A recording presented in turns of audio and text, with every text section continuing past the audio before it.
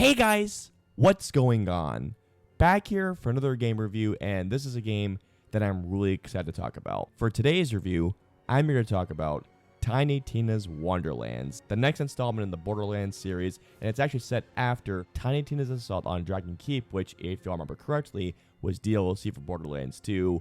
One being amazing DLC, and the other being one of my favorite games, period. I love Borderlands 2 that much. So I had played Borderlands 3, and while the gameplay was definitely fun, the story just didn't totally grip me like 2 did. However, when I saw the first gameplay for this during a Sony event, I was hooked. For the primary reasons I just listed. And Tina is also one of my favorite characters in Borderlands. Picked up the game, and after 49 hours, and I know there will be more, of playing, and man, this game is a damn blast. Easily my favorite of the series since Borderlands 2. Getting into the plot, in Tiny Tina's Wonderlands, you play as a character known as the Newbie. You're in this campaign made by Tina as you play with 2 other characters. One named Valentine, voiced by Andy Samberg, and the other named Fret, voiced by Wanda Sykes. The 3 of you are in the story and are against this character named the Dragon Lord, who is voiced by Will Arnett. Throughout the campaign, you come across characters like Butt Stallion and another character who I want to talk about.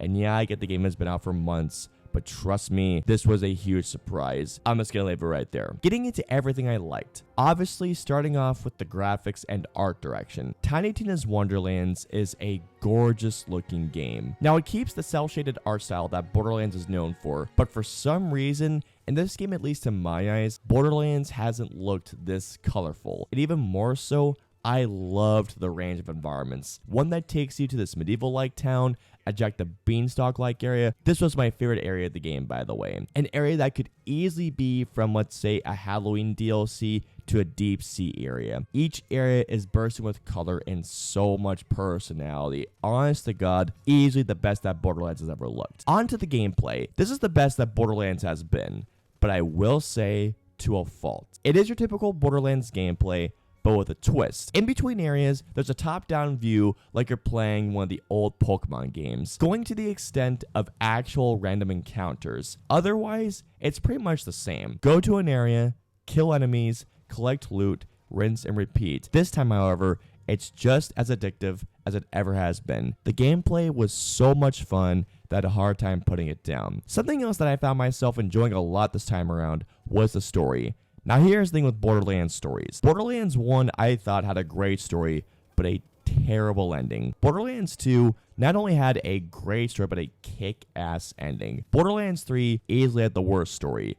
Don't get me wrong, great gameplay, but the story kind of sucked. I didn't play pre-sequel, so I couldn't tell you my thoughts. I was actually really into the story this time around, and it helped even more so that the voice acting was terrific from Andy Samberg, Wanda Sykes, Will Arnett, and Tiny Tina herself, voiced by Ashley Birch. The story took some unexpected turns that I generally did not see coming. Now, one of the things I must talk about is the humor. I feel like the humor for Borderlands is either a thing you like or you just don't like. However, this for me, I really liked. There were multiple times in Tiny Tina's Wonderlands where I found myself laughing my ass off. Also because the game is kind of meta in a way. A character I loved in Borderlands 2 shows up here, and once it got to this specific part of the campaign, I couldn't stop laughing. Yeah, it was that funny. Now again, I get that there are some out there that may not like or appreciate Borderlands style of humor, but for here, it worked for me and then some. One thing in particular that I loved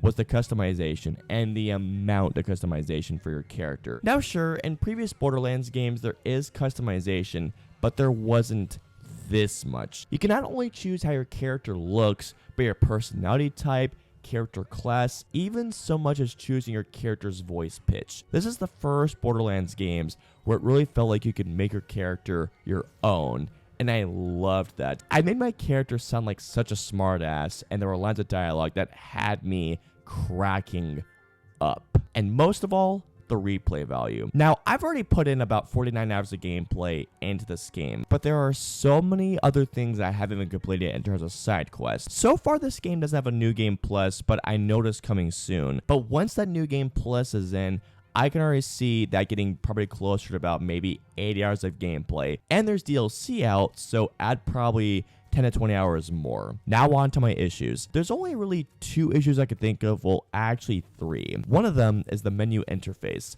I can't deny this. The menu interface for when you're upgrading your character, adding points, or even checking your map, it's kind of a mess. Not that it's not functional or anything, but I feel like that there's just way too much to keep track of in terms of the menu screens. The other thing, surprisingly enough, is the reward system this time around. Now, Borderlands is known as a looter shooter game. This time around, however, I feel like the game kind of rewards you a little too much, even for the littlest of things. I know it sounds like a weird issue to have, but I just feel like this game was just giving you way too much this time around. Now, granted, this wasn't all the time during my game time, but it happened quite a bit. And one more thing is this. Now, I know they'll add this later on, but I was just really surprised that there was a New Game Plus mode at launch. So overall, I had an absolute blast with Tiny Tina's Wonderlands. There's a few issues that bogged the game down for sure, but this entry in the Borderlands franchise is easily the best since Borderlands 2 in my opinion. It's funny, gorgeous to look at, and with the superb gameplay that Borderlands is known for. All in all,